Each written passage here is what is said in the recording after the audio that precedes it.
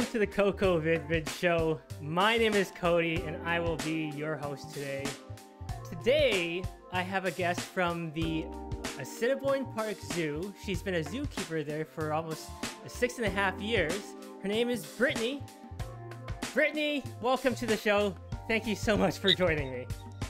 It's so wonderful to be on your show. Thank you very much for having me. Who do you got there? And who do you got there behind you? This is Bart. He's the bird that's on my hand. He's Okay. the sun catcher. And behind Bart is Fancy Chest. And they both live in Toucan Ridge, which is a tropical exhibit at Assiniboine Park Zoo. Well, he's being a real good boy right now. He's been adorable. What do they eat? What are you feeding him? These are training treats for feeding him some seeds, mostly just to bribe him into wanting to be on my hand, although I work with this bird a lot, so he tends to just hang out with me regardless, which is nice. It took a long time to get there, but he's one of my favorite animals at the zoo. Oh, are you allowed to have favorites? Are you allowed to have favorites? Not officially, no. We're not supposed to, but we all definitely do. So I thought we'd get started about letting you talk a little bit about how it is you started working at the zoo and what your responsibilities kind of look like while you're there and what you do day to day at the Assiniboine Park Zoo. In terms of how I ended up doing this job initially, I took wildlife biology in university, and that very much lent itself to knowledge of animals, their behavior, their care to a certain extent. And I've worked a lot of jobs both during university and immediately following that had a lot to do with education and animal care and public speaking, which is also really important in this role. And I can't say that I always wanted to be a zookeeper, but when I finally graduated and had that thought, it was a really good moment because I could see how it would be a really great kind of job. Sure. It's a job that requires intellectual knowledge, but also a lot of physical hard work. It's a good balance between those two things, which is great. And as far as what we do day to day, a lot of it is just general care. So we need to make sure that these animals have nice, clean spaces to live in. They have to have good food, clean water. And we also need to provide them with enrichment and training opportunities. And to me, that's probably the most important thing about our role. Sure. So enrichment can be a toy. It can be a puzzle an animal has to solve in order to get to their food. It can be a new substrate or a new smell, for in the case of animals that smell a lot. And as far as training opportunities go, it's been good. Oh, wow. Anything from a party trick like that, all the way to perhaps what we would consider to be more important behaviors, like asking animals to go into a crate voluntarily or take an injection voluntarily. It really helps when our vet team needs to do work on it. I think he's trying to get more treats there. We call that throwing out behavior. I'm not going to reward it. He has to wait to be asked, but he's trying so hard. That's adorable. And like, I'm sure there's a lot of things I would imagine there'd be a lot of things that'd be enjoyable about the job. But what is one of your favorite things about working at the zoo and working with animals there? There are probably two things that I love the best. One, when we're training animals, sometimes we're working really, really hard to help an animal understand the behavior that we're looking for. For example, I was injection training elk a few years ago, and that's where we try to teach them that if they get poked, they get rewarded for that. In the case of elk, they really like their pellets. And that way, when our vet team needs to give them vaccinations annually, it's really easy. It's just part of their day. They just get poked in the hip to get their vaccines, and it's not stressful, which is great. But sometimes it can take a while to kind of get there for the animal to understand what it is that you're asking of them. But there's this light bulb moment that occurs. Yeah. Where you can tell the animal just understands, they know what you want, and they finally get it. That's huge. That's a really great moment when it comes to this line of work. For sure. And another really good thing about this job is education. I love the educational opportunities. Getting to teach people about these animals and what we do to care for them is really important to me. And it's great to help improve everybody else's knowledge.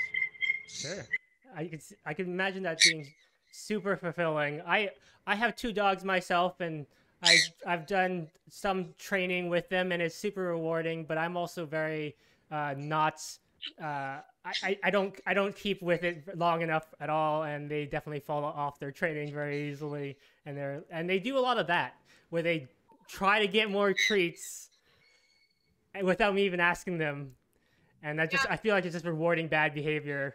bad, but in this case, with him continuing to spin, I'm not going to ask him to spin anymore. He's just flown down to my knees. I'm going to ask him to do something else, but he wasn't interested. He just wanted to spin. So that's okay. He can spin all day long. I just won't reward himself. That's adorable. So when I'm training my dogs, we would do clicker training. Is there anything like that with the? Is it a? Do you have to adapt a different type of training for the different animals? Like, how do you? Potentially. So clicker training, that click is what we call a bridge from a training perspective. So that's telling the animal the exact moment the animal's done something right, that it's done the correct thing. So it's just a good communication tool. We can use all sorts of different things as bridges. I often use good, it's a sharp, monotone word. I could use the word potato. That would be just as good as a clicker or as the word good. Clickers are nice though because they're uniform. They never change. It's the same sound no matter who makes them. But then you have some animals like fish. I target trained a fish not too long ago. So I taught a fish to touch a little ball at the end of a stick, which was really neat. But it's hard to know how well they hear underwater. And so a better bridge for an animal like a fish would probably be a pen light. So you just flash a really quick light into the water right in front of where they can see. Wow. And it would accomplish the same thing. But it's probably better for a fish than a clicker would be. Or yeah, the light's better for a fish than a clicker would be. What is the most rewarding thing you've trained an animal to do, you think? Is or maybe it's the most time consuming and rewarding thing you've done. Honestly, what I just spoke about the fish. Yeah, I can't. I do swipe surgeon fish, and when I started, I'd never worked with fish before, and certainly there are many people who train fish to do some amazing behaviors. We call them behaviors. You might call them tricks, but basically anything where you're asking an animal to do something they understand what it is that you're asking of them. And it took a long time because I had to problem solve along the way. And it wasn't a complicated thing to touch a ball at the end of a stick. It's not complex or highly technical, but I loved it because I had no idea if it would be successful or not. But we got there. That's awesome. I can't imagine that there's as many manuals on how to train a sturgeon than there are on how to train dogs.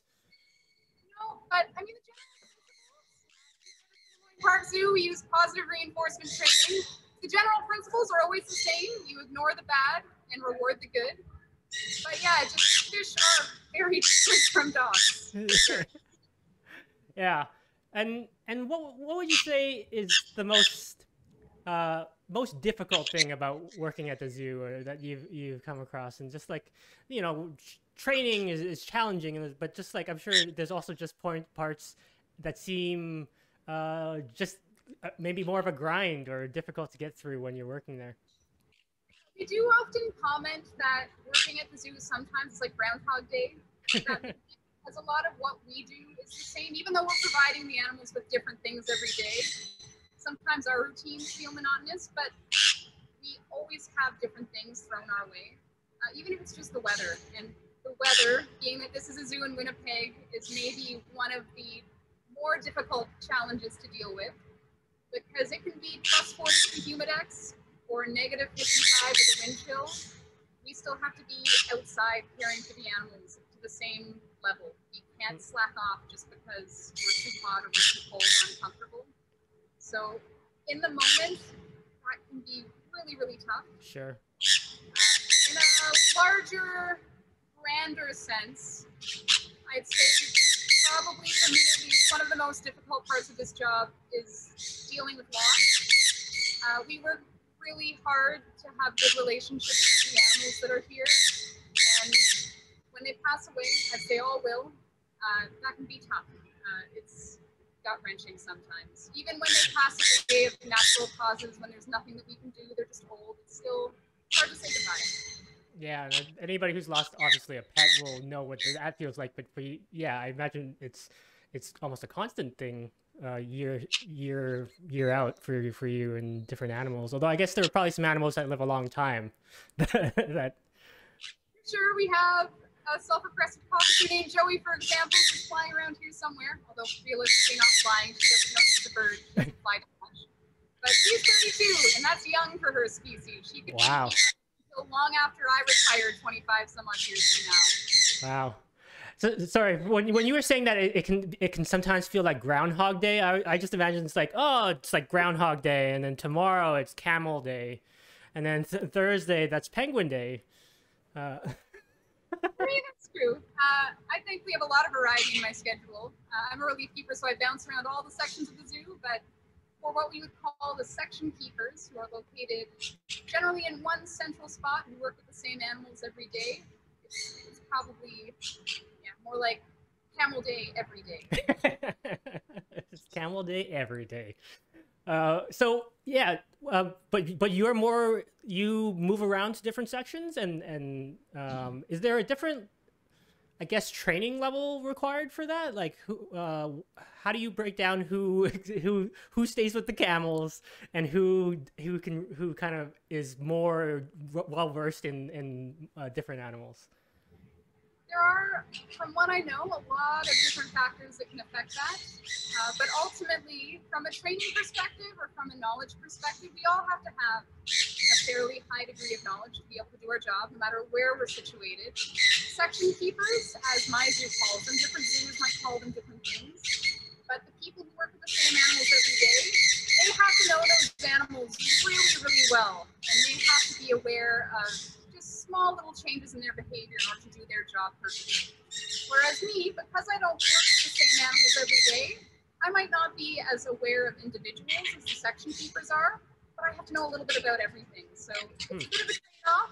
I don't think that one, either a section keeper or a relief or a swing keeper, as other zoos might call them, that one is more valuable or knowledgeable than the other. It's just different roles.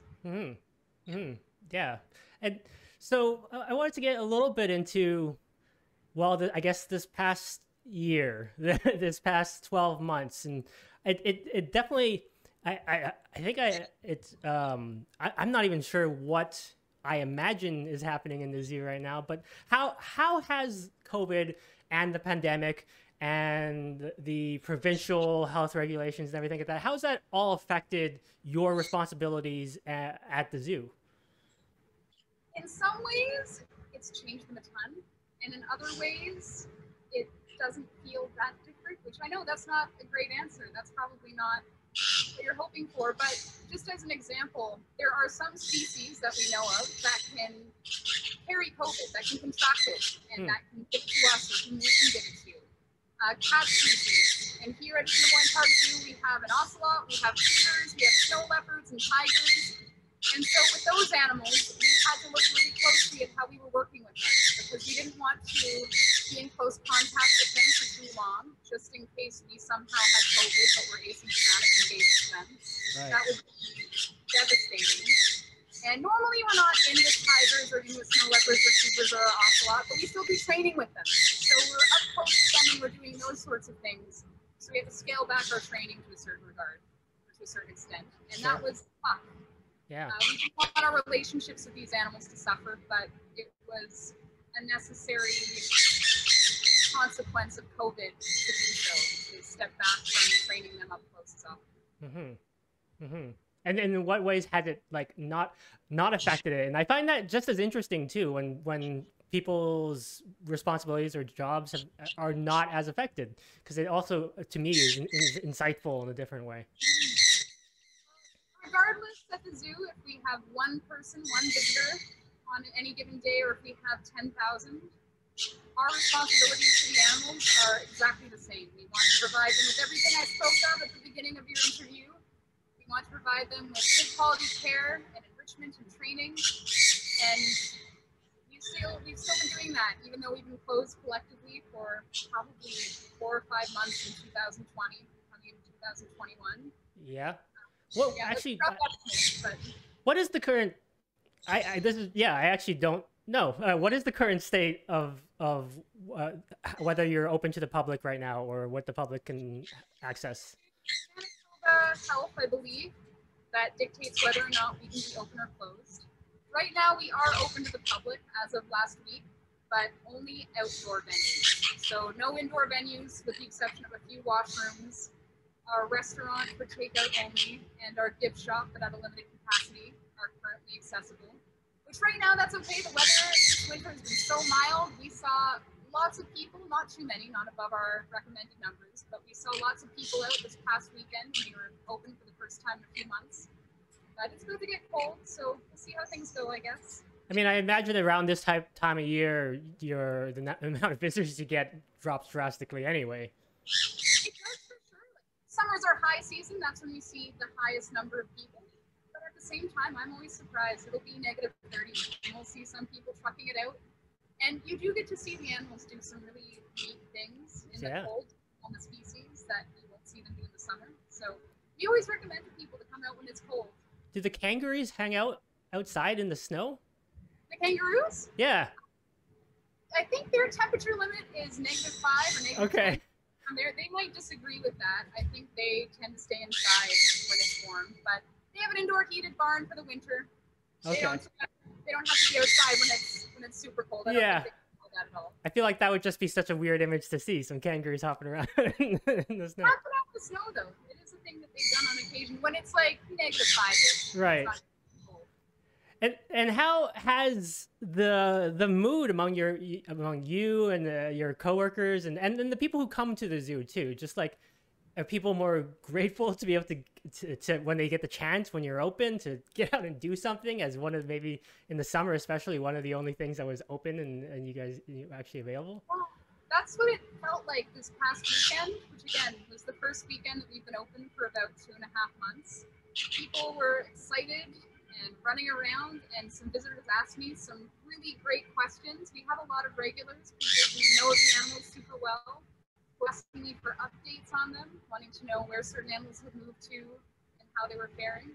So that was really great. That was a wonderful experience to finally get to see some of these people again, and finally get to watch them observe the animals in the zoo and experience them. I like that you like to watch people observing people in the zoo. Like, that's the zoo to you. It's like watching people. To a certain extent, yeah. So you get. Oh, sorry. No, go ahead. We haven't seen people in 2.5 months. It was sort of weird on the first day we were open to be like, oh, the zoo's open again. Public, they're visitors. You're used to parrots, but people is like, whoa, that's weird. And what about the animals? How have you noticed any change or unexpected change in behaviors or anything in the animals, just because of maybe the change of visitors, or just the changes, like you mentioned, some of the training you've had to scale back? Have you noticed anything with the animals that have changed because of COVID?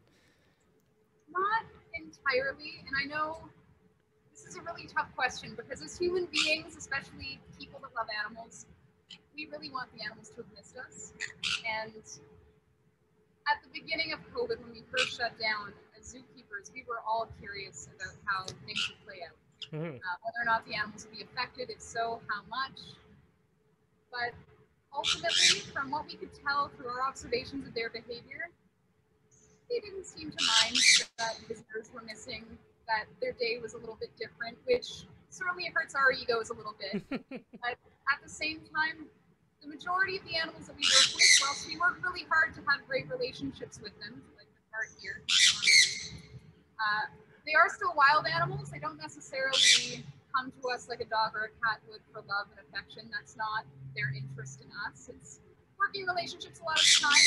We can do things for them, and so they do things for us. Mm-hmm. I'm giving Bart some treats right now. I need very nicely. Does he do any other? You said he would do another trick. He does the spin. He does a few behaviors. Open. Are you gonna do it, or are you just one who embarrasses? He's just spinning more. He's just gonna keep spinning. Oh!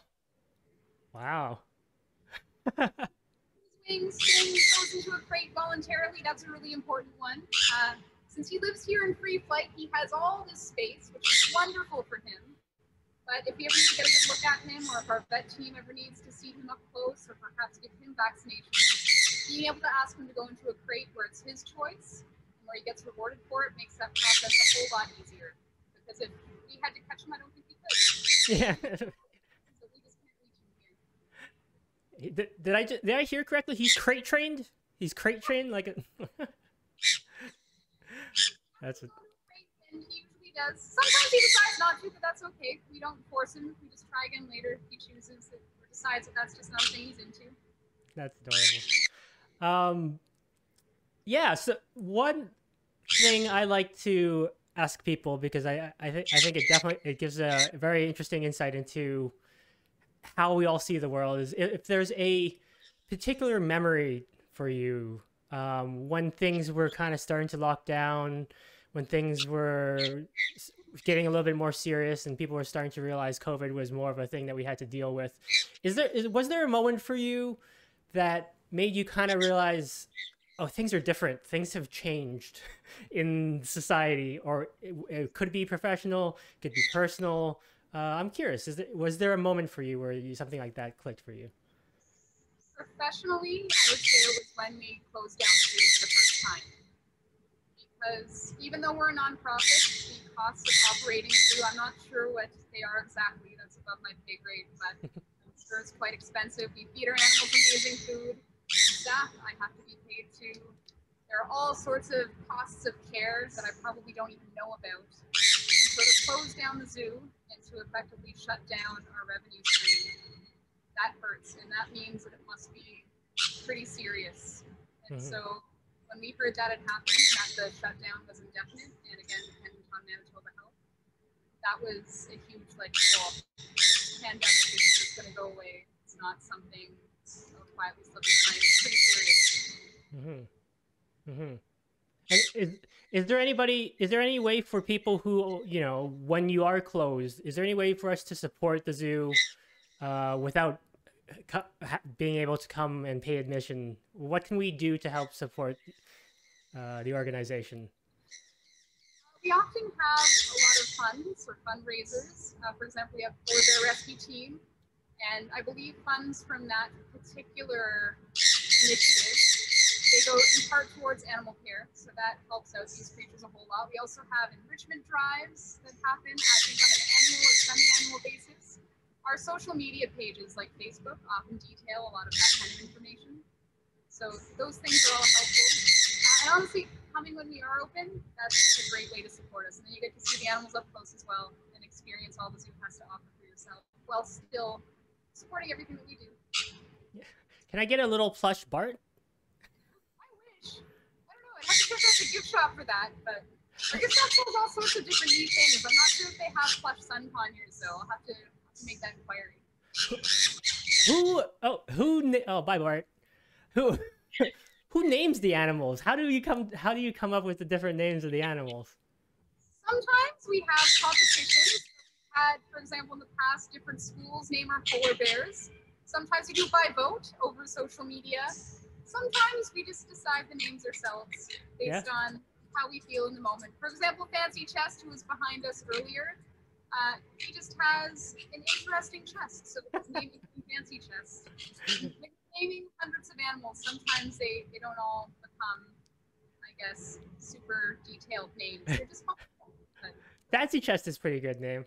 I like that name. I'm a fan of it. It's catchy. Probably is. Yeah, it's probably available as a Twitter handle. No, I don't know. Maybe it's not. Now you just gave me the idea of giving the sun conures their own Twitter. That'd be good. Yeah, do any of the animals have their own Twitter feeds or? I'm sure other facilities have done that in the past, but I don't think any of our animals have Twitter. That's something to think about for sure.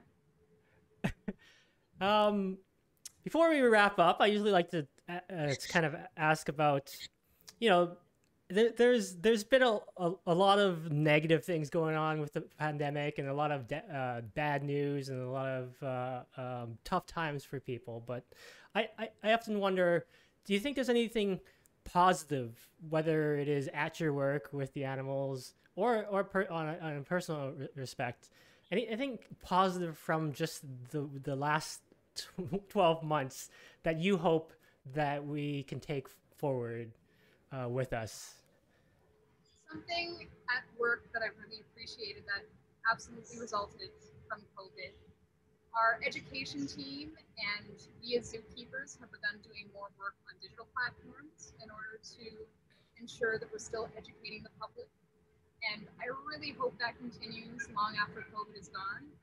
Mostly because even though once we're back open, people can come visit the zoo, there are always going to be people who can't do that, where it's not as easy. Maybe they live way up in northern Manitoba and visiting Winnipeg just isn't as feasible. Or maybe they live halfway across the world, but they want to learn about how we care for our polar bears.